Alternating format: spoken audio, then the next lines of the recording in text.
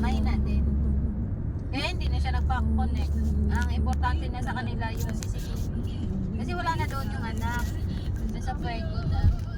Pupunta lang dyan. Kaya nga hinihintay ko pag ano. Pag sinabing, ay, hindi ako makapunta dyan sa ano ka na, okay lang ba? Ano magagawa ko?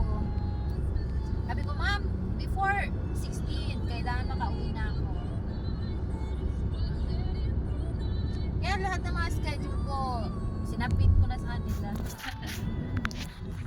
Kailan ang Christmas party? Ay, Christmas vacation. Sa school. Sa? Sa school ba? Ngayon? 20 last day. Sa college ay. 20 rin yung laro yan. Kaya makapagpahinga pa yun sa 19. 10 days. Hanggang New Year pa. Minsan 11 days lang pasok niya ngayon eh. Kami 23. 11 days sa isang buwan. Sa Kinsinas. Sa ano? Grabe ang oras ng Jollibee ngayon. Hindi na sila nag-aalaw ng 4 hours. 8 hours sila. 10 hours. 10 hours plus yung linis pa na ano. Yung outing 2 hours. Kailangan matutunan ni Rian na maaga pa lang. Kunyari walang tao or may ano na may Ang bagal yun ang problema ko dun sa batang yun. na siya meron siyang ano nililinis na. Kunyari kasi ano yan toka-toka eh. Ikaw ang ano sa counter. Lagi siyang nasa hugasan Maaga ng pa lang tray. nililinisin na yan. Tanggalin niya na yung mga kailangan tanggalin to. Hugasan ng tray.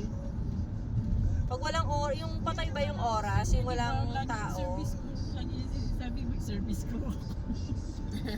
Sina? Si Rian, yun naman ang lagi niyang tinatarget dati, service crew. Naranasan niya hirap. Hindi niya naulitin yan. Si Edsel, yan ang pinakaayaw niyang trabaho. Ba't papunta na tayong Cavite nga? Nakapagal nga yan.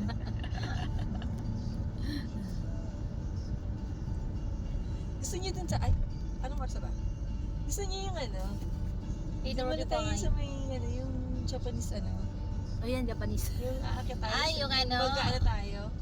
Gusto niya? May bayad na yun 100 pesos lang. 100? Oo. Sige, tara. Tara. Let's go. Sige. Ano gagawin doon? Gusto ko rin dun eh. Magpamassage? Hindi. Hindi, yung magbihis-bihis. Naka tayo. Mga Korean.